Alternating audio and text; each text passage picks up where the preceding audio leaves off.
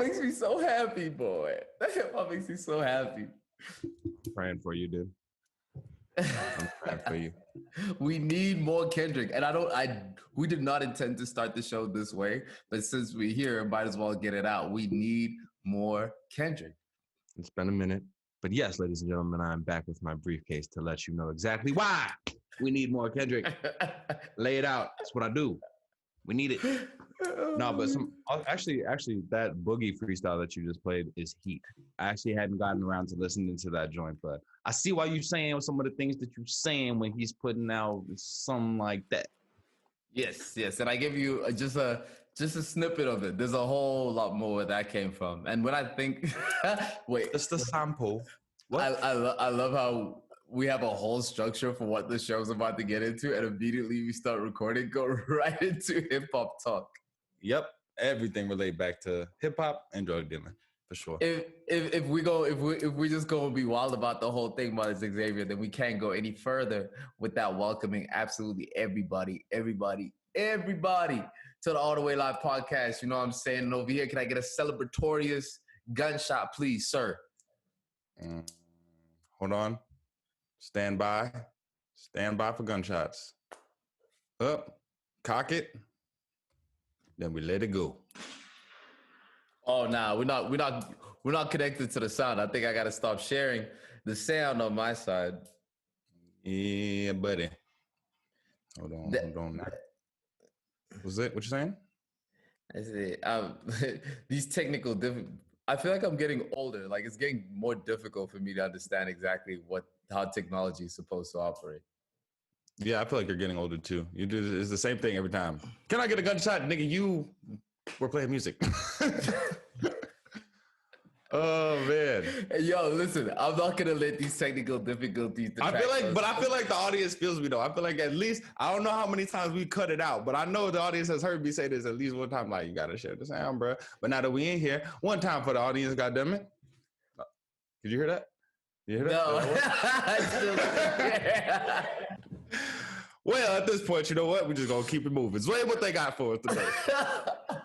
Yo, listen, G, I gotta say, but because me and you talk about this stuff off mic all the time, but this space right here is undoubtedly and intentionally made so that people can feel good after listening to this, man. We know a lot of people are going through some real things out there, and if we can be just an hour 20 minutes of some positive, good energy for you, that's exactly our intentions. And how we do that on this show over here is by breaking that up into 3 very, very fun contents of curated conversation for your cranium. You did it. You little backspin on that one. You put a little spin on it, but I like it. For sure. The last week's introduction definitely did not go as smooth as this. Not at all. That being said, how we've broken this show up for y'all, man, is into 3 different parts. We got Stumble Upon, we got Current News, and we got Recommended and Review. Now, Stumble Upon, this is where me and Miles talk about things that have interested us, things that have fascinated us, and just interesting conversations and observations that we have found throughout the week, and we bring that to you. And this week, well, you got to just stay tuned and find out on exactly how we're going to do that. And then from there, we go into Current News. And on Current News, this is where me and Miles Xavier reach for the very top of what's scorching hot on News Meter. The tippy. What he said. And then we bring it to the people. The tippy tap. That's right. And this week, what we're going to be breaking down is NFTs, man. NFTs. This is something that me and Miles Xavier have been speaking about all week, something that we have researched. And you know what we do. We bring you with facts. We bring you with thought. And this week, we're going to break that down. And that's some exciting stuff. The monetization of art. In fact, indeed. Nah, don't beat around the bush now. You know what's next. Come on now. I'm gonna let you introduce what the recommended review is because you're so ready for it then. I forgot what we were going to recommend and review, but I love that part of the show because we get to talk to the people. We get to be recommended things. We get to review things. And that's my favorite thing. And I don't even matter what we're going to talk about because 1, the conversation is going to be fire. And 2, we interacting with y'all. I love it. And that is why I take notes regarding, that's why we have pre-production and we take notes regarding how this show is going to go. Because this week, Miles and Xavier, the people would love for us to talk about Snowfall. So we're going to be reviewing Snowfall again. I know y'all caught up with Snowfall. Snowfall's snapping. But there's a conversation to be had about our boy, man, R.I.P. John Singleton, and how shows carry on after losing a major piece, whether that's a director or actor. So we'll get into that. For sure. And I love that take that we're going to take on that. And then from also there, we've had a recommendation from a loyal fan. Said loyal fan said, tell Miles to come back home. I don't know if that would mean anything to you. For sure. Shout out to that fan, man. Shout out to that fan. And from there, they've asked us to speak about some of the books that we're reading. So I think for us, this is about to be quite the fun episode. And without further ado, we bring to you the All the Way Live podcast, man. Whether it's one person, 10,000 people, 1 million people, it doesn't matter to us. You're all welcome over here in this space. Enjoy the show. Yeah, Sirski. You know what it is. The building is in Joburg. The building is in Chicago. We in the building. Wherever building you in, man.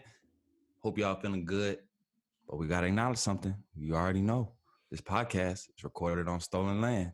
This side in Chicago, we're filming in the land of the Potawatomi people, the Council of the Three Fires. They were forcibly removed from this land, and the violence done to them is inseparable from the state that we find ourselves in, the state that we find our country in.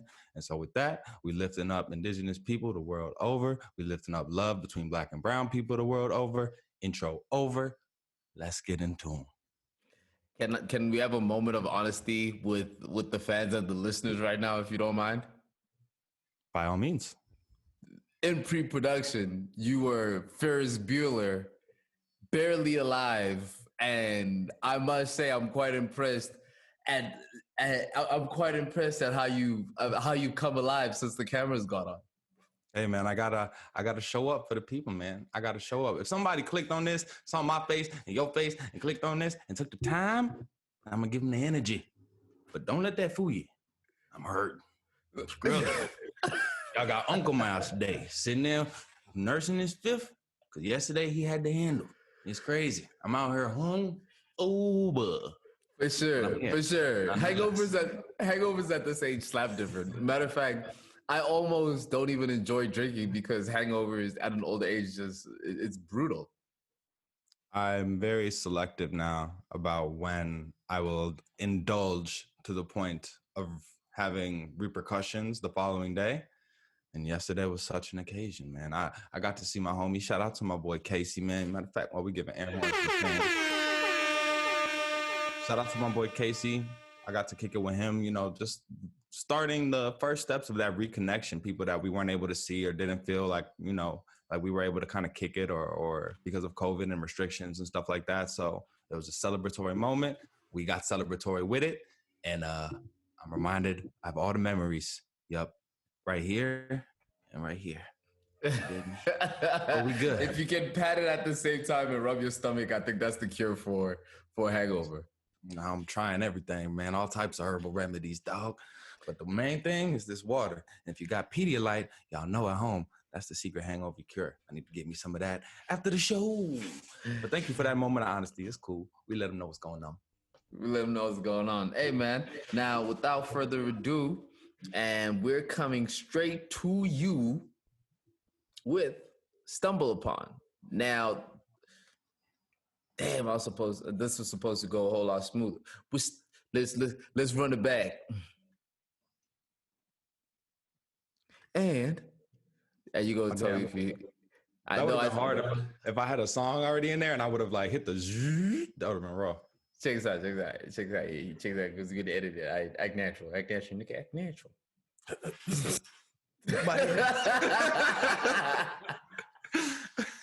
And I bring to you Stumble Upon. I wouldn't say this. You know what? You have 400 years to get it right, America, but you don't know how to treat your people. All people. It's time. That was the wrong drop, but you get the. I was like, that doesn't have anything at all to do with weather or changes in COVID and restrictions, but he ain't lying though.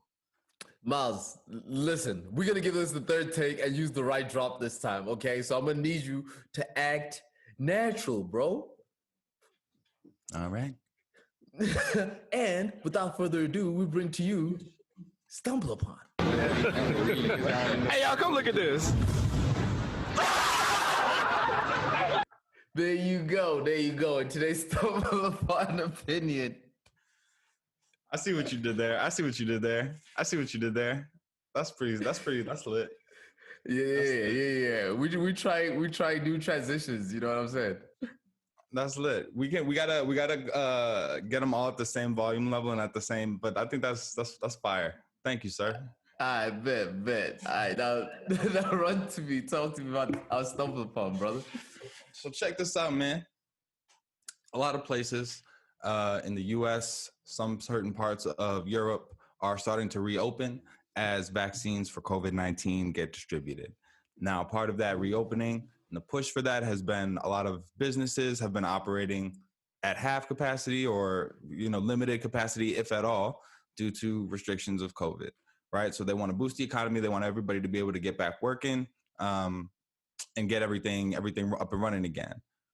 So an interesting thing that I stumbled upon as a part of this process was that over COVID-19, over the past year or so, carbon emissions dropped by 17%, by 17% at one point versus a year ago. And as we've started to reopen, we've already gone back to pre-COVID levels of emissions. Now, the interesting thing about that 17% drop, which was our lowest point, and I think it was hovering closer to like a 6% drop, but I think that 6% drop is about what we would have needed to avoid, or what the recommendation was for people to drop carbon emissions to avoid weather-related and climate change-related consequences. So we managed to do it in the context of COVID, and now we've ramped it back up to pre-COVID levels. So I always wanted to bring to my brother, a man who knows a little something about energy and efficiencies and stuff like that. What does that say to you? And is it possible, considering how much things were shut down during COVID, to get us to that, even that 6%? Is it possible to replicate that? Or is it an unstoppable train of carbon emissions moving forward? I mean, over here, we're always proponents of believing in a better future. And so if I have to look at just the general trend of the type of commitments that various car companies and companies in general are implementing, or let's say the various milestones that they're taking upon. For instance, Volvo has said that by 2030, they only want to create electronic cars.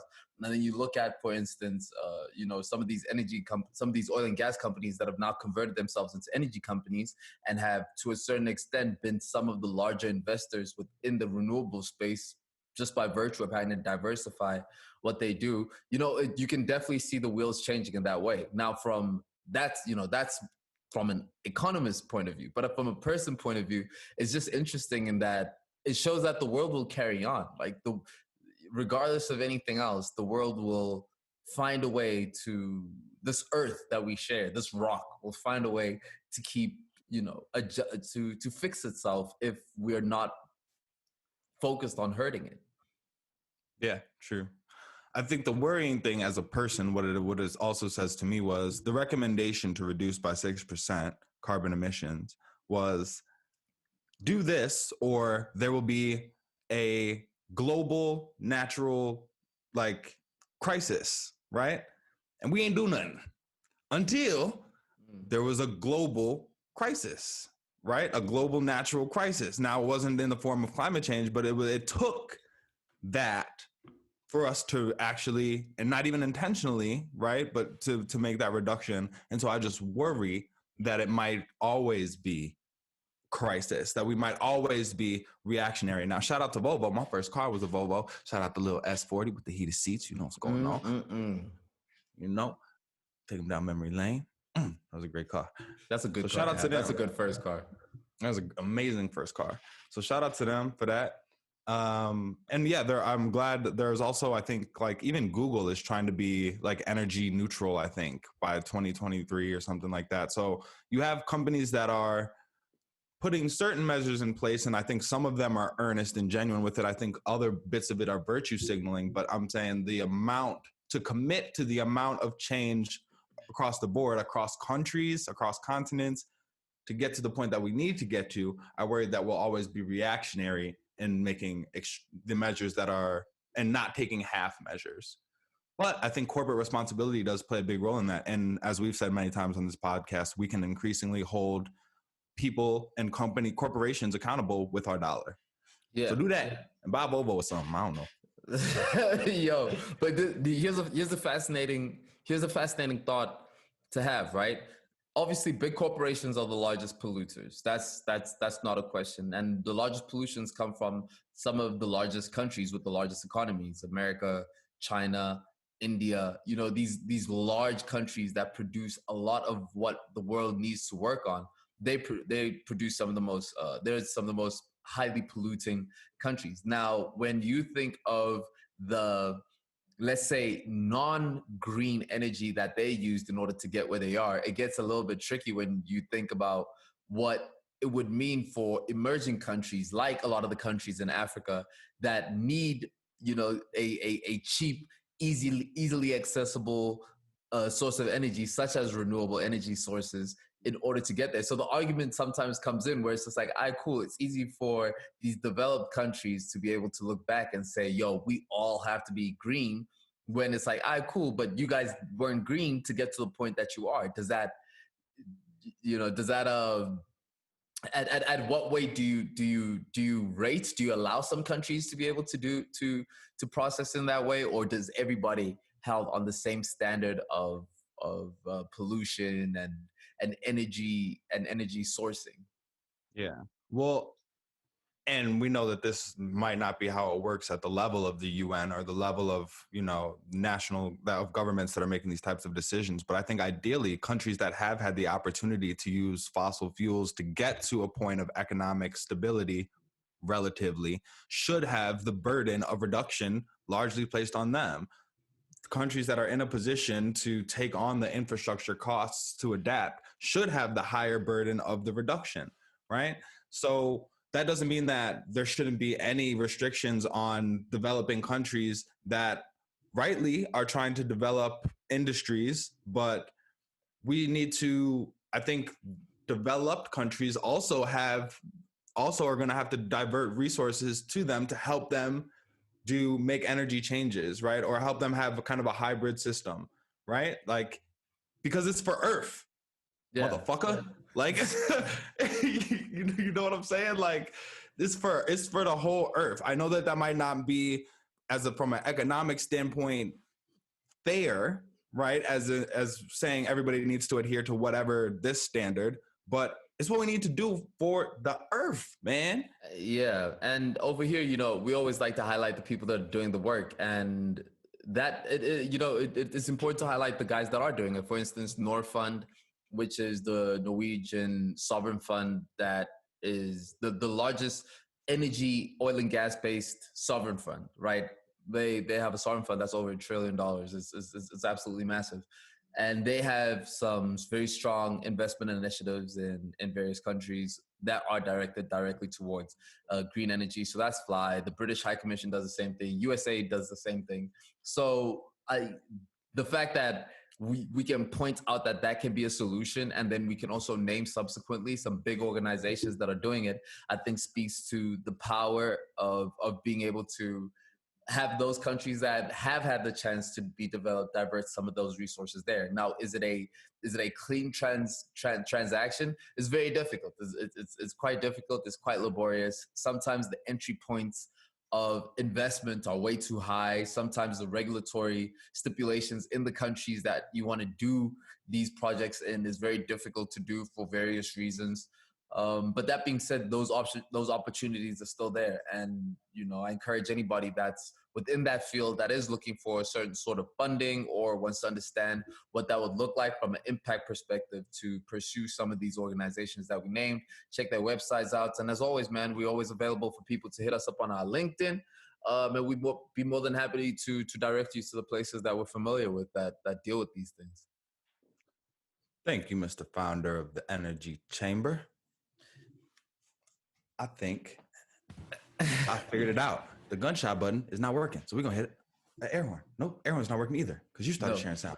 God damn it, we're gonna fix it in post. Listen, I was trying to tell you, you wouldn't let me. I was trying to be like, but I thought your hand was in a gun sign. I didn't know you was doing the finger up. I thought you was like, yeah, hell yeah, nigga. I was like, oh damn. Nah, but we'll fix it in post. That gunshot gonna be cracking. Listen, thank you for bodying that topic. I think we can rotate on to our currents. Now to our current news, we would like to welcome you right here, baby. Let's go. Why come out now and say this? You know what? You have 400 years to get it right, America, but you don't know how to treat your people. Welcome to current news. Why is that the intro to current news?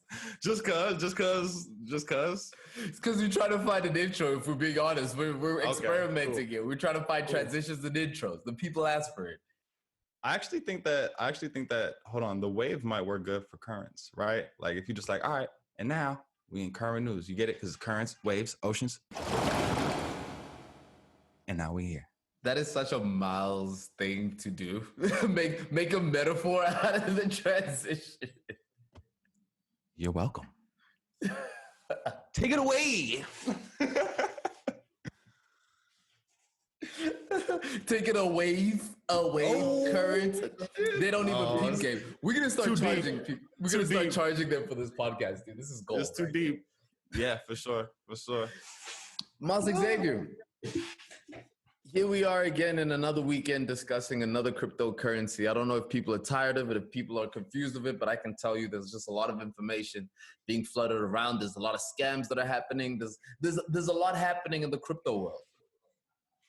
Hey man, listen, they say you got to hear of something 3 times. You got to have 3 touch points before you get it, understand it, or start to look into it yourself. If we can be one of those touch points, we're glad to be that, man. So if the first time you heard of cryptocurrency, the first time you heard of NFTs, the first time you heard of any of this stuff, blockchain, you're welcome. That being said, and the only reason I'm keeping there's just so much black shit that you just that was like an overdose of just the blackest things ever, bro. I saw Key and Peele, Kanye's face, like Lord Apex, West Side Gun. Yeah, Griselda. Like, what is going on? Should we share this video or should we just do the audio? We depending on where the audio comes from, we might get. Is it the Wall Street Journal? Yeah, we might get cracked for either one. Oh shit! So we're gonna have to read it. All right, I got something. Go back to sharing time. You got something? You gonna read it? I'll read it. You're gonna have to share time. Thank you. Yo, nigga, your brother told us how you be all in the reading and shit. Hey, that's some real. I have to edit that shit out. The early part about it. All right. Yeah, I don't know if we could play the whole video joint, but you gonna have something you can read? I definitely have something I can read, brother. Well then. Yo, nigga, your brother told us how you be all in the reading and shit. Hey, that's some real good shit, my nigga, for real. Congratulations, nigga. Get him. Now, the Wall Street Journal says regarding NFTs, non-fungible tokens or NFTs have exploded onto the digital art scene this past year. Proponents say they are a way to make digital assets scarce and therefore more valuable. Wall Street Journal explains how they work and speaks skeptics. Oh, you see, what I just read is what we would refer to as a preview article. Wall Street Journal, they tricked me, they bamboozled me. Nah, they taxing, bro. You like, it don't seem like I even get to read a New York Times article before I click on one and it says you have reached your article limit. Like when? Where? Yeah. They got to do something because newspapers and news outlets like that are struggling, man. I think I said it on the other podcast. 25% of Americans get their news primarily from social media now. Yeah, yeah, and that's why, and we spoke about what's happening in Australia with the government forcing Facebook and these social media platforms in order to compensate these news outlets. But there are some available articles, but in general, getting news articles is quite hard. They give you snippets and then you gotta get the membership. Yeah, we could have a whole stumble upon about access to information and shit like that, actually, because it gets deep Indeed, how hard it is to actually access and find actual like sources. Like most academic research is behind some sort of paywall. You need some type of .edu to get through there. So, but NFTs. We digress. NFTs, Miles Xavier. An NFT is an asset, and this is off of the New York Times. An NFT is an asset verified using blockchain technology in which a network of computers records transactions and gives buyers proof of authenticity and ownership. Let me read that again. An NFT is an asset verified using blockchain technology in which a network of computers records transactions and gives buyers proof of authenticity and ownership. The current boom is mostly for digital assets, including images, GIFs, songs, or videos. Most importantly, NFTs make digital artworks unique and therefore sellable. Now, artists, musicians, influencers, and sports franchises are using NFTs to monetize digital goods that have previously been cheap or free. The technology also responds to the art world's need for authentication and provenance in an increasingly digital world, permanently linking a digital file to its creator. Dope. Very. So, if you had to break that down into 3 basic bullet points, what would you give them? What does this say to you? So the most important part of the NFTs is the non-fungible tokens, right? So these are you are effectively entering into this crypto space in which it is exchanged with tokens, and you can exchange the product, you can exchange the artwork or whatever it is that you purchase for whatever else, right? So if we're going to talk about just the basics of it, and the reason I'm trying to just break it down simply is because there's a lot of great lines. There's a lot of great lines in where it is what it's valuable for and what it's not valuable for. Now, the most valuable element of that is authenticity, which is an issue that artists face a lot, especially when it comes to digital art, music, and things of that nature. Right. So I think the NFTs do a couple of really cool things, right? They add that authenticity element, which is essentially it's like a certificate of authenticity for anything else. If you were to buy a painting, if you were to buy, a really nice piece of artwork by like a craftsman who only makes a certain number, you can have something that verifies what it is, right? That it was actually made by this artisan guy and not in some factory that's knocking off his stuff. So the authenticity piece is really cool, and then it's attached to that digital file, like Zoe said. So like it's inseparable from the piece of artwork itself. The other really cool thing is that it's tracked over time and connected to the artist. But what that also means is that every time the NFT gets sold, regardless of if it's the artist directly selling it to someone for the first time, or if it's the person selling it for a second or third time down the road, the artist gets, I believe, a portion of that compensated for that, or their value of the NFT itself goes up or something like that. But they get compensated in a way that they haven't been before. Go ahead. And now we're getting to some of those great lines. And that was a brilliant breakdown that you gave of it. I just wanted to ask you, if you had to put 3 main bullet points onto 1 to 3, whatever it is, what would your bullet points be? Yeah. Well, I think my bullet points would be a mix of like statements and questions. So 1 bullet point is for me is like the display of it. So if this NFT is embedded in my digital file, depending on what that file is, if it's a piece of digital art, then I'm looking at that art on my screen and I get it. But what gets hard to wrap your head around, but also really fun to imagine is how that plays out for other mediums, how that plays out for music, how it plays out for like even memes, right? What's up? Exactly. And it'd be a fun what would be a fun thing for us to do is go through, let's say, those three major art forms that NFTs apply to and try and paint the scenario of ways that they can be valuable. Especially those three that you've just named, which would be the most applicable, which is music, electronic art, and digital art and actual art. Yeah. So I think like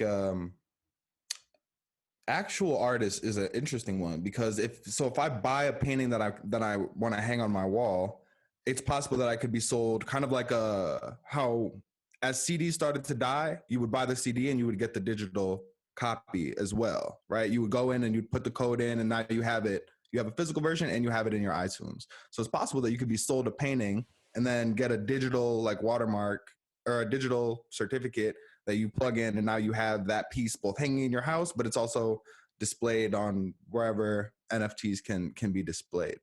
So I think that's a really cool idea. What do you think about the physical art version? On the physical art version, the biggest value of it comes from let's say the investing element of art collection, right, and of art purchasing, which is that there is the act of investing in art is purchasing it at a certain value, holding that value for a certain amount of time, and then flipping that over. That's why art has always been art has always been considered an asset class when it comes to investment portfolios.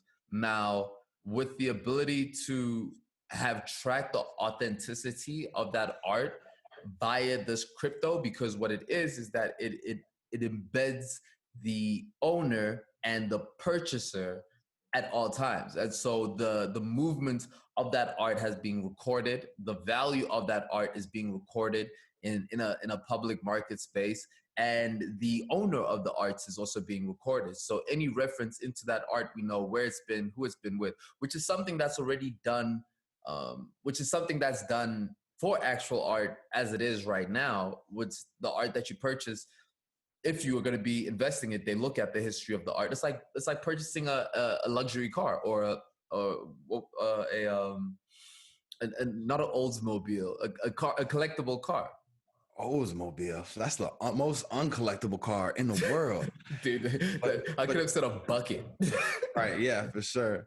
But you're absolutely right. I think the ability to track that over time in a digital way, and I think even like to a certain extent that might increase how much, like, for one of us, all right, if Jay-Z owned this painting and I can see that and track that, and that's a part of its like digital history represented on my computer somewhere, that adds a little bit of sauce to me wanting to buy the piece, right? Especially if other people can go and see like who owned this, and now I own some art that was in Jay-Z's house. You know what I mean? And somebody else will be blessed enough to own some art that was in my crib. You know what I mean?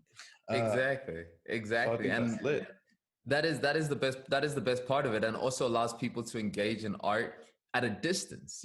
So let's say there's some collectible items that maybe people cannot house they cannot house for storage purposes. Maybe their walls don't allow for it. Maybe they're just not interested in the physical holding of that art. You with the NFTs, you hold a certificate of ownership of that art, which is authenticated via this crypto. So I think in terms of applicability of NFTs, digital art mainly so, but physical art as well. There's a lot of room for value in that, especially bridging.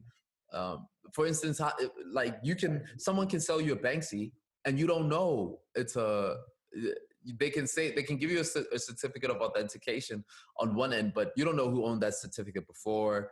What has the value history of this been. Now, great galleries will be able to tell you that.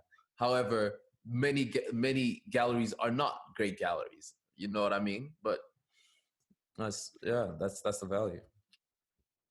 He said, live from the Great Gallery. It's not fair that you get to pick out background podcast art from a literal gallery. That is That is cheating. And That's good. in order to be able to keep that going, can we please send a gunshot one time for the man that makes that possible? Go ahead, give a gunshot. Yes, sir. Thank you very much, Gallery Momo in South Africa, the foremost Black-owned gallery. Shout out to Muna Mukwena for that.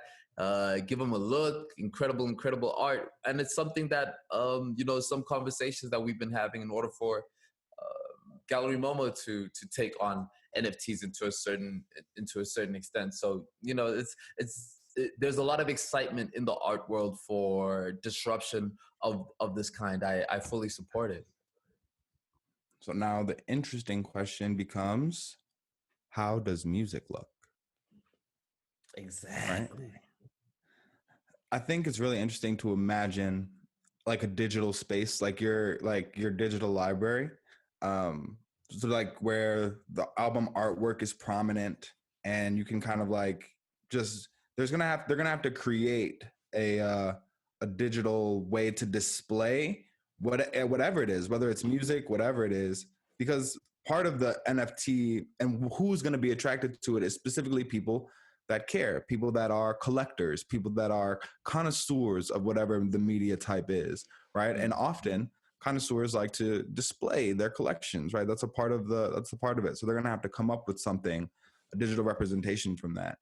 The flip side of it is that there will always be bootlegs. There will always be a way to listen to music without paying for the NFT. And if it sounds exactly the same, there's going to be a large market of people who do not care. Now, going right off of those words, right? There is an article that came out recently about Lil Yachty and the Winklevoss twins regarding NFT. So I'm gonna go ahead and give this a quick read. Yo, nigga, your brother told us how you be all into reading and shit. Hey, that's some real good shit, my nigga, for real. Congratulations, nigga. Get 'em. I should have a book that I pick up every time. You should, for sure. For sure. It's gotta be a book of nonsense, though. Yeah, it's gotta be a book of nonsense. Like something ridiculous. You know what would have been funny as hell is if you just put up a Dr. Seuss book real quick. Red ham, green ham, bro. Where else? Hey, man. So, Lil Yachty, the Grammy-nominated rapper who today sold $375,000 worth of Yachty tokens, his new cryptocurrency, in an ICO, has teased his 5.2 million Twitter followers with the prospect of limited edition crypto art. Yachty tweeted an animation of Yachty Coin, the new cryptocurrency that Yachty launched with social media platform Fuse, to the soundtrack of one of his songs. The 23-year-old rapper said he's working on a collaboration with the Winklevoss twins NFT art house platform, Nifty Gateway. He will sell the fruits of that project at 7 p.m. on December 15th. But up for sale will not be the Yachty coin sold in today's ICO, but a new type of currency called NFTs, non-fungible tokens. NFTs are a unique cryptocurrency that can be swapped for another. That makes them perfect for selling digital art. Yeah. Yachty writes, for all my fans outside the US, I partnered with Fuse to make history. My lawyer is making the disclosure that I'm being paid. If you want to buy access to the Yachty coin, it's coming soon, only on the Fuse app. I think that's a really cool way because it's an artist and it's about, you know, people who want to follow them and their personality and their music, but what he's selling is something outside of the music, right? It's an opportunity to have the stamp as an OG Yachty fan, right? I think that's really cool. I also think that it's cool to bundle NFTs with stuff. So with concert tickets, with physical versions of the album, with a vinyl, right? That would be lit. I think that's a pretty cool idea. I got one idea for NFTs, and I might be giving sauce away, but I want to hear what you think about the Yachty thing a little first. Like, I love what you said about the different ways that artists can actually utilize tokens, right? Which is bundling them and utilizing the concept of the NFT tokens to apply to the music sector. So the whole concept is that you're purchasing tokens that are in relation to a certain type of art. And whatever you get back from that art, be it authentication, be it experience, be it bundles, be it merch, whatever it is, that is what you're purchasing into. And I believe that, you know, any way in which we can get money from the pocket of the consumer all the way to the artist, the quicker that, the more direct that can happen, is always going to be something that I'm a proponent of. I'm a supporter of. So in that way, it's fantastic, and thank you for highlighting it like that. Yes, sir. Now drip the sauce. Yes, sir. So imagine ad libs as NFTs.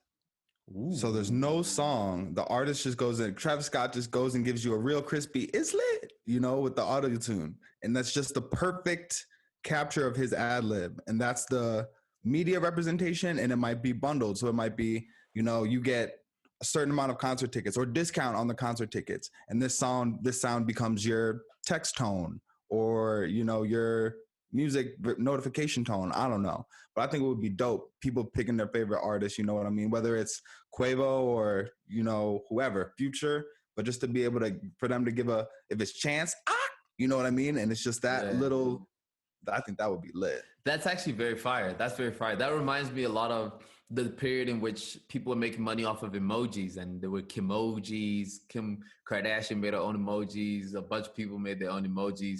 It's kind of like almost like ringtones as well, a little bit, where you're purchasing, where you're exchanging capital to be able to hold something of that audio art. So I guess in the case of in the case of the music space, when it comes to NFTs, the value of that is in not necessarily the investment aspect, although it can be, but it's more so about the purchasing of the value of what that NFT gives back to experience and such.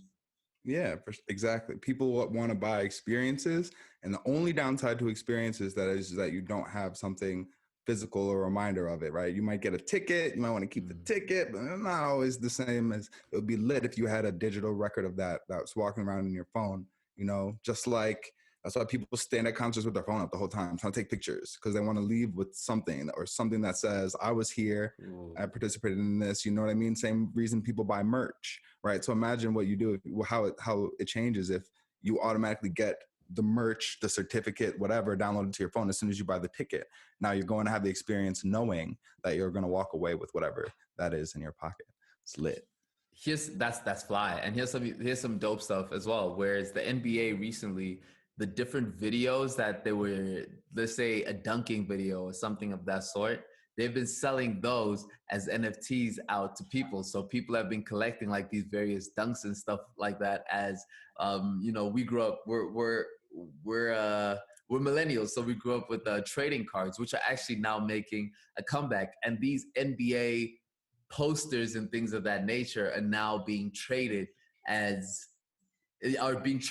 NFTs, but in the same way that we were trading on these collectible cards. That would be lit, man. And like it's one high def video rendering, like almost like a super HD GIF of this dunk, and only you have, it would be lit if you have access to it, to make that your laptop background or your phone on lock screen, and you know what I mean? And, or, you know, holograms is coming, bro. You're going to be able to put your phone down and have your NFTs just be displayed. You know what I mean? All the different stuff you got. So, for man. Sure. And for sure. And like the fear of replication when it comes to the music side, especially with NFTs, is that you hold something that a lot of people can play a bunch of times, something that people can listen to, you can download it if you want to, right? So the novelty of having it is not there. But it's the same thing as like when we're collecting cards, which is that the image that is on the card is an image that's popular all over. That is not the point. The point is the value of the actual token that you're holding and what that represents. So I think we might have cracked some space in the way that these NFTs can be valuable in the music space.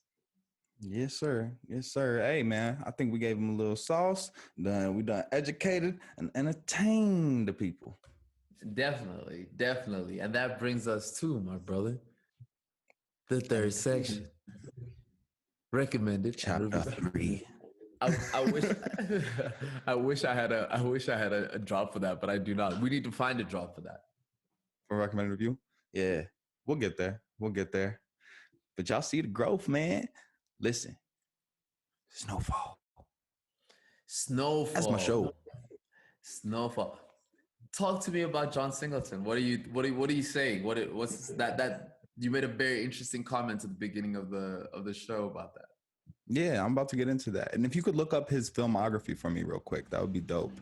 Because John Singleton, John Singleton is a great Black director. And he actually passed away, I believe it was last year, sometime 12 to 18 months ago. 2019. Okay, so yeah, 2 years ago.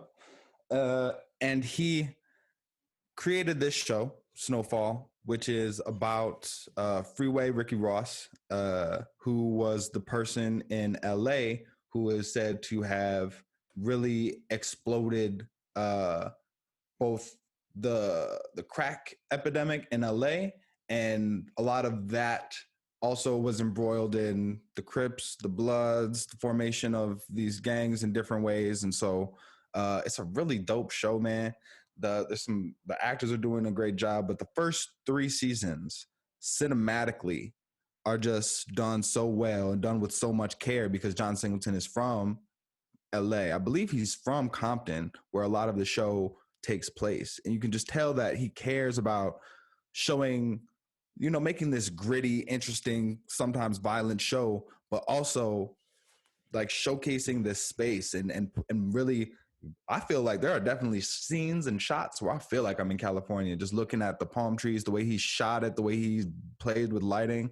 So for him to pass after season 1, or not after season 1, I think after season 3, as we move into season 4, the show is still good and a lot of the plot points are really good still, but you can tell that it's being handled by someone else. And I'll say a little bit more about that, but I want to make some space for both his comments and rattle off some of John Singleton's movies for us too. Hey man, John Singleton has produced some of your favorite Black movies. We're talking Boys in the Hood, Poetic Justice, Four Brothers, Shaft, Baby Boy. He was involved in Too Fast, Too Furious. I just learned that he was involved in 8 Mile, but also Hustle and Flow, Beverly Hills Cop 3. So a lot of the staple movies that we have in Black culture, John Singleton has had a hand in it, and definitely you can see that the show is being handled slightly differently, especially when it comes to the plot line.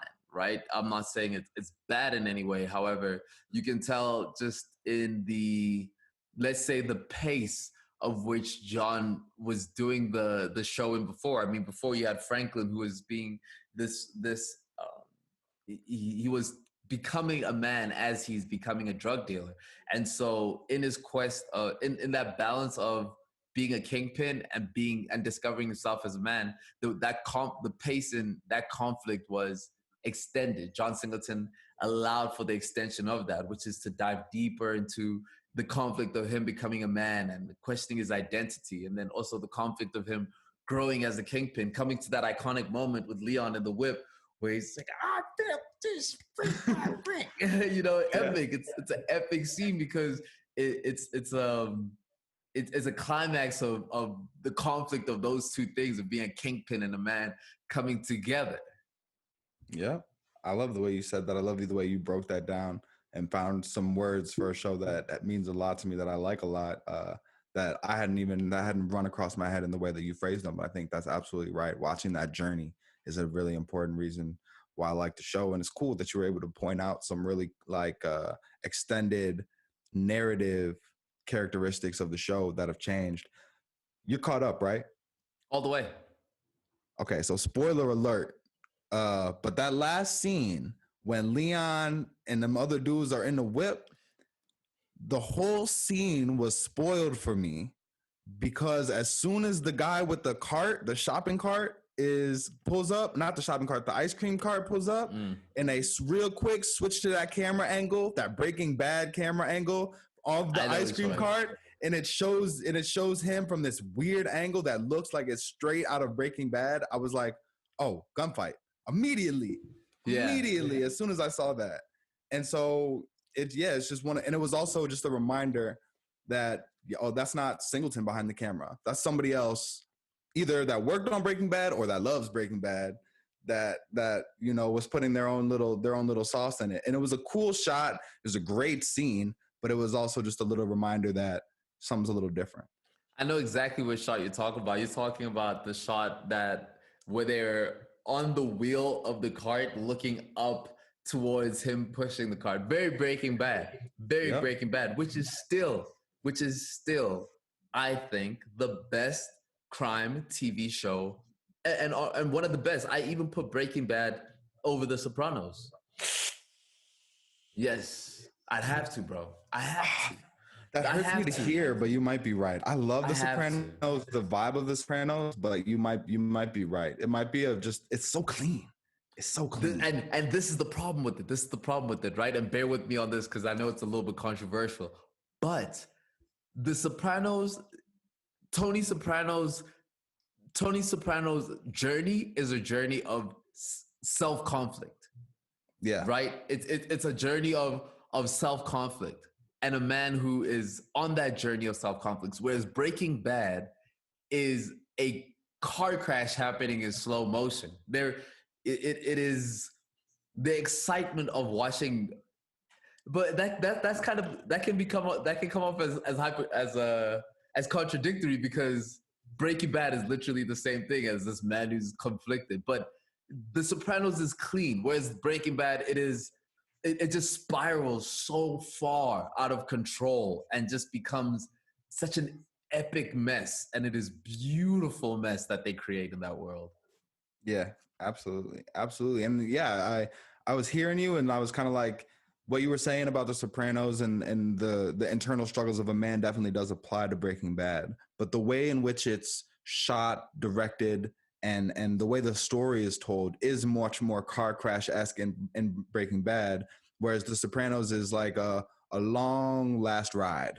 Yeah. Right? You know what I mean? And there's some characters that you feel like that you get to know, but feel like you've known forever. And then you slowly start to say goodbye to them. And it's a long last ride that ends much more ambiguously, depending on who you ask, than Breaking Bad. But we'd be also remiss if we didn't throw The Wire in crime TV shows that people are going to be shouting at their screen like are better than Breaking Bad. And The Wire is another argument that I take because again, and this is where we start splitting hairs, right? Because what wins Breaking Bad over Sopranos is character development. The characters in Breaking Bad with Jesse, even the side characters with Tuco, even the villains are such super villains throughout Breaking Bad. Whereas The Sopranos, there's a lot of filler characters where they can just go by the wayside. Where that changes with The Wire is that The Wire's character development is better than Breaking Bad. It's wider. There's more characters. You care about them. You got Snoop. You got Omar. You got, it's wild. But yeah. Where do we put those against each other then? The Wire is not as clean because of season 2. Everybody universally is like, meh on season 2. It's an important part of the story, and you can skip it if you just want the entertainment, but you get a lot of good story connections and payoff later. So I'm not mad at anybody who says it's number 1, but to me, in terms of watching them, I go back and forth. I think the really interesting question is Snowfall better than The Sopranos? No. You don't think so? Not yet. It's too soon. I need to see how they continue, because I can very easily see Franklin falling off. The way they're handling Franklin in this season is more entertaining than it is compelling, because his identity struggle throughout the whole first couple of seasons was what brought us into him, right? And now when they're veering off in this way there's a thing that crime shows do where the protagonist operates on a level outside of consequences to a certain extent, right? Even the consequences that do occur, they might affect his environment, but the inner circle does not get affected, and that's for the sake of preserving the narrative of the show. Now that could easily change at the end, but I mean, we had a gunfight. We had a gunfight in the last episode, and the main person that was killed was this girl, the little girl that was in the car. Now, give me that same gunfight in Breaking Bad. We saw a gunfight. Hank was out. Yeah. Hank was out. And if you go to the wire is even more sinister than that. You just have a little kid come up at the back of Omar, just cap him, pow, quietly, and dip out. Yep. You feel me? Yeah, it's a. I think the point you made about entertaining versus compelling is hugely important, and it goes back to the idea of characters, right? Sometimes characters are beautiful characters that are in the world of the narrative, and sometimes, especially in TV shows, characters are just the personality of the actor that they felt would be the right sauce for, to add to the show. And so I think your point about Breaking Bad, how every character is completely immersed in the world, right, and has some sort of like payoff, whereas The Sopranos, there's a lot of personalities that are fun, but they're there specifically for their personality, and it becomes more entertaining than it is compelling. Body in this shit. Yeah. That's a very fun one. So if we have to put it, we haven't done a list in a long time on this show, and I think we owe the fans a list. So if we're doing top 3 crime shows, where are you going now that we have identified the top 3? Well, I'm gonna cheat, and I'm gonna say Breaking Bad, The Wire, 1 and 2. No. The Sopranos, Snowfall. Nah, you can't do that. You can't do that. We did not spend 30 minutes just to give 2 participation awards. There's more black people in The Wire. Wire, Breaking Bad, Sopranos. Flip 1 and 2 for me, and you have my list: Breaking Bad, Wire, Sopranos, and Snow. But there's I see a lot of margin of error for Snowfall. I see a lot of margin of error for Snowfall. They can, if they don't handle the show right, they can very quickly become corny. I can see that. They can very quickly become power. They can very quickly become power, because those first few episodes, the first 2 seasons of Power are great television. Again, character conflict. It's internal conflict, bro. You're right. You're right about it. And shout out to Top Boy too. I don't know if that's in the same realm as some of these other shows, but I definitely got a lot of entertainment just watching Top Boy as a crime TV show. So I'm messing. No, you got to. You got to. A lot of people say Top Boy is the UK's The Wire. I'm not mad at those people at all. Matter of fact, depending on how this 3rd season of Top Boy goes, I might even put Top Boy above The Wire, above Snowfall, if I'm being honest. Yeah. I think that's actually the better comparison: Top Boy and Snowfall. Snowfall, man, in it, bro. Dude, exactly. You walk away from The Wire saying comments from The Wire. You walk away with it. Wow, man. You walk away with that. They still make him do that in every movie he's in. They still make him do that. Yo, hold on, bro. We got someone special. Hold on 1 second. Hey, fool, you calling me and Miles, and we all the way live right now. We on the podcast. Okay, well, put me on the fucking podcast, bro. You see, it's this type of attitude that we won't do that for. Well, go on, Sam. Matter of fact, let's get a motherfucking gunshot for Sam. Yo. Yeah, Bob, what's up? Tell Miles I said I'm calling him because I have a song that we're going to record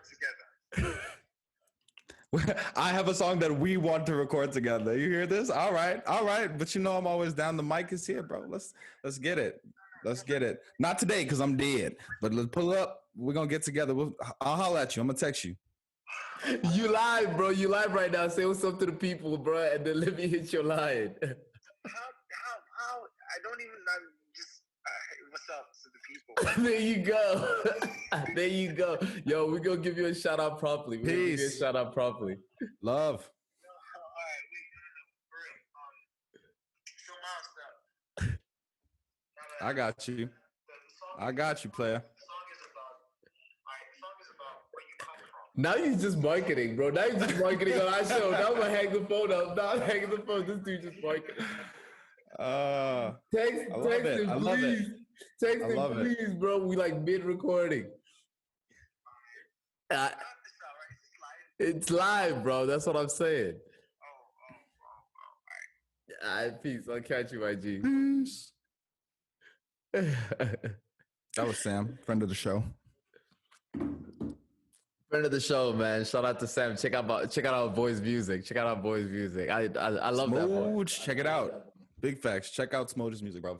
Smoji. Great Afrobeats music. I be jamming some of those tracks around here. It'll be ringing. He got some tunes. We're gonna put his SoundCloud link in the description. That's what we're gonna do. 100%. Support our man. Support our boy. You're gonna enjoy that music. Big facts. Big facts. Hey man. What more? Hey man. What more? One of our trusted fans, or one of our loyal fans, dare I say, and if you ask her, she would argue that she is the biggest fan of the show. I'm talking obviously none other than Mama Gila. What up, Mom Gila? Mama Gila, who is also the president of the Get Miles Back Home in Africa community. That is my most, y'all know I do community work, but that is the cause that I am the most behind, for sure. Speaking of community work, do you want to, should we let the people in, or what are you feeling? Yeah, well, I don't want that to be at the back. Let's keep that. That might be stumbled upon or a little intro conversation for the next one. I don't want to put that at the end. I want people to catch that. How about this? Let's put some points on the board like we know how we do, and then let the people. We'll do a show and tell. How about that? Bet. I'm with that. Do something dope and do a show and tell. I'm with that. Nah, cool. For sure. I'm coming here with all the lanyards on, big drip. That being said, one of our biggest fans, Mama Gila, has asked us personally to be able to do. She has recommended a conversation surrounding books that we have read and books that we enjoy, and books that we are currently reading. Love it. Indeed. You want to go first?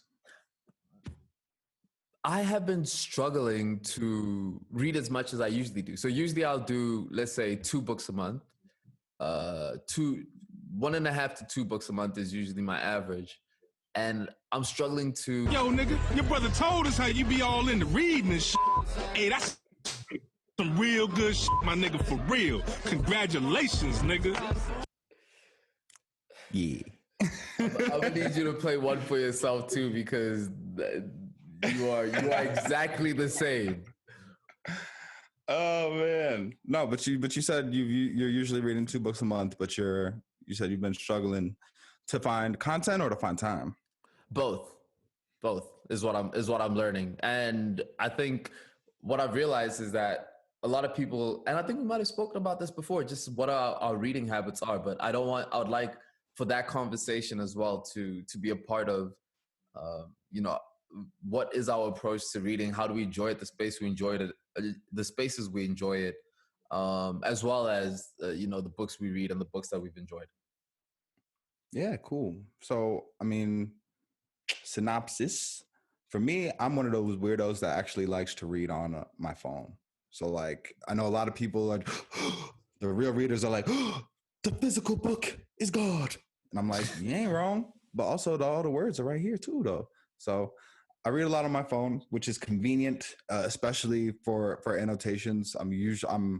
These days, I'm definitely reading 90% stuff that's related to my work, related to whether it's on Black folks or whether it's, gender-based issues, definitely stuff that I feel is relevant to community support and educating and unlearning for myself. So I'm constantly annotating. I am also one of the few people that is, fingers crossed for George R.R. Martin finishing at least one more of these books, because the end of Game of Thrones was terrible on television, and I read all the books. So that is my. I like to read for leisure too. I haven't been doing much of that lately. And then I will just end it with, right now I'm reading. In the midst of 2 books. I'm reading Halfway Home, and I'm gonna put the information in the description as well for these, because I can't remember the names of the authors, which is trash of me. Bit. But I'm reading Halfway Home, which is about actually people that are returning from being incarcerated and what it's like to make that transition, the ways in which you're limited in the things that you can do in your rights after being incarcerated, and just painting a very vivid picture of that struggle, how it affects families, how it affects communities. So Halfway Home, and then the other book that I've been slugging through slowly is The Color of Money, which is about the history of wealth accumulation in the United States and how different political maneuvers were done very intentionally to keep Black people from being able to accumulate wealth, including redlining, disinvestment in African American communities. But what the book really focuses on is banking, and how banking Black has been offered as a solution, has worked in some ways, has not worked, and why it hasn't worked, specifically related to that disinvestment. So that one is The Color of Money. That's me. That's what I read. What hours do you usually read at? I read in the morning if I don't have an early meeting. So like if I'm just waking up, and it's cool because I don't have to commute to work anymore, right? So a lot of that time has been converted into reading time, when I'm still in bed. And like I said, I read on my phone. So I'll wake up, check what time it is, check my calendar. And then if I'm not ready to get out of bed or shower or make moves, I'll start reading on my phone. So right when I wake up, if I try and read when I'm trying to go to sleep, I will go to sleep. So sometimes I do that on purpose, but not often. Same. But yeah, I like to read in the daytime. There's nothing like, a good afternoon when you're trying to think, maybe you just got some food and it's like, what's on TV? Nothing. All right, well, I'm gonna just sit and read, especially if it's like kind of sunny, you be chilling on the couch, catch a little vibe. You know what I mean? Indeed. So, Indeed. No, and thanks for breaking that down. I found that the most efficient reading strategy for me is either I read first thing in the morning. Before I wake up, I just grab the book and I read. I'm a physical copy guy, but much like you, and you actually got me into this when we were in university, is reading books off of my phone. So I will sometimes get the copy of the book that I'm reading as a digital copy, and then switch back and forth between that. For instance, let's say waiting in line or going to department DMV type of situations, you know what I mean? Dealing with that type of thing, having a book on an Uber, doing that. That's always been the best way to help. It's either doing it first thing in the morning or scheduling lunchtime for it. I think I'm going to schedule lunchtime for it again. That's always been the best way. And also dedicating like a specific number of pages to read a day. And usually that number is between 10 and 20 pages. It's like, I bet I'm going to do, no matter what, I'm reading 20 pages this day. And then whatever the time I get is to scrap that. That's always been the best way to like truck through books mostly. But that being said, the books that I'm reading right now are, I just finished Outgrowing God by Richard Dawkins. Outgrowing God. Richard Dawkins is a very famous, very famous. I don't want to even say atheist, but a very famous evolutionist, right? Evolutionist atheist, and he does a lot of great books like the science of us, I believe is the name of the book, but essentially just breaks down scientifically nature, evolution, spirituality. Now, a lot of the times I like to read things that either confront ideas that I believe in, things that I don't necessarily believe in. I like to read about what it is that I don't know or sometimes don't believe in and be challenged in those thoughts. The Outgrowing God by Richard Dawkins is a very, very interesting take on the spirituality of the science of spirituality, and he tries to disprove a lot of what we find to be spiritual with scientific logic behind it. It's very interesting. A very interesting read. Richard Dawkins is a very strong reader, is a very strong writer. At the same time, balancing Muhammad Ali, the greatest Muhammad Ali. That's a book that I'm slugging through. Read that, give that a good 30, 40 pages a month. Not even, whenever I run out of a book, I'll go to that book. That's my transitional book. That's dope. That's important, man. And honestly, if talking about biographies, Bruce Lee's Artist of Life is one of the books that changed my life. So I think, yeah, reading about the people that inspire you is dope. And it is nice, man. That transition, that phone being able to do that in the Uber, like you said, or waiting in line, is lit. I was really quickly just looking up the authors for the books. So the author of The Color of Money is Mehrsa Baradaran, and the author of Halfway Home is my guy, my fellow University of Chicago campus stomper, Reuben Jonathan Miller. Oh, awesome. Do you know him? We've been in Zoom meetings before, but and I actually do think we were introduced once before COVID at like somebody's dissertation, like post drinks and after they defended their dissertation. I think we did meet briefly, but I need to get deeper in touch with him because this book is speaking to me, and we're too close not to be tapped in on the stuff we're working on. So yeah, and like you said, a lot of the books that I read as well are related to the work that I'm doing. I'm led by my curiosity. That's been my latest reading method, which is to follow my curiosity and to read as broadly and as widely as I can. Read things that challenge the things that I believe in. Read things that are that are of pivotal interest in that moment, and that's when I'm usually able to get most of that book and most of the reading experiences is being immersed in the emotions and thoughts of the topic that I'm doing. And if it's something that is uninteresting, then very quickly that'll wither away. But you know, a good finance book for me goes a long way for sure. I love it. Another cool thing, man, is like there's so many ways to read. Like we've been focusing a lot on books, and one time for Eve Ewing, because she's just amazing. She's just an author from Chicago who just does a lot of amazing work. Her book, Ghosts in the Schoolyard, about school closings in Chicago, is definitely one of the formative books in terms of shaping and expanding my perspective on communities and how schools and how much we lean on them and what happens when we don't invest in them. So shout out to Eve Ewing. But also I want to encourage people to like read articles, bro. Like I know we were talking about how the New York Times and the Washington Post and a lot of these places are behind paywalls now. But actually there's a thing that you can get. It's an app. It's called Pocket. And if you get that, it'll send you emails of just different articles based on, you know, your interest, but it also will tell you on average how long it might take to read them. So you see the article, the headline, and it might say 3 minutes, 5 minutes, 2 minutes, 18 minutes. So it lets you know how long about the article is before you even get into it, which is really helpful.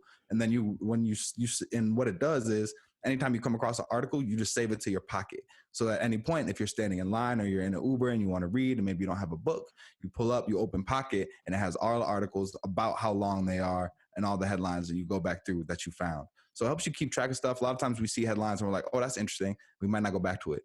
Save it to your pocket. Build reading habits. It's good for your brain sickles, man. Thank you, if Pocket you would like to give us a bag for that marketing, and we just like to let other brands know that that's the type of marketing you can expect here at the All the Way Live podcast. So Pocket, feel free to fill our pockets, and while we're still giving recommendations of different ways to consume information, the Curio is another one, and we've spoken about it before. Curio is you choose articles, like popular articles from these major news sources, and it reads it out for you. It's actually very dope to be able to just throw it on in the background. I usually do that when I'm showering, throw on a Curio article. It's dope. And so Curio, if you too would like to sponsor us for that type of ad, feel free to do so. All right, man. All right. Cut the tape. Stop the recording, man. I think they done had enough. I think we done give them, come on, man. I know. We done gave them a lot. You know why we give them a lot, Miles Xavier? Do you know why we give them a lot? I know. It's because we know. We know. Y'all got way too many options when it comes to choosing a podcast. But if you listen to this and you listen to it all the way through, you done made the right choice. You rocking with All the Way Live. And we appreciate that choice that you made. All the Way Live is a celebration of life. It is a celebration of celebrating. Is it a celebration of being Black? Yes, it is. Don't it feel good to be Black? my favorite thing, brother. It's my favorite thing. Listen, this has been so much fun. This was a flu game for me, but as you can see, the energy in this space always does what it do, man. So we appreciate you, man. We appreciate all our fan. We appreciate Mama Gila. We appreciate everybody, man. It's all love, water, peace. We go.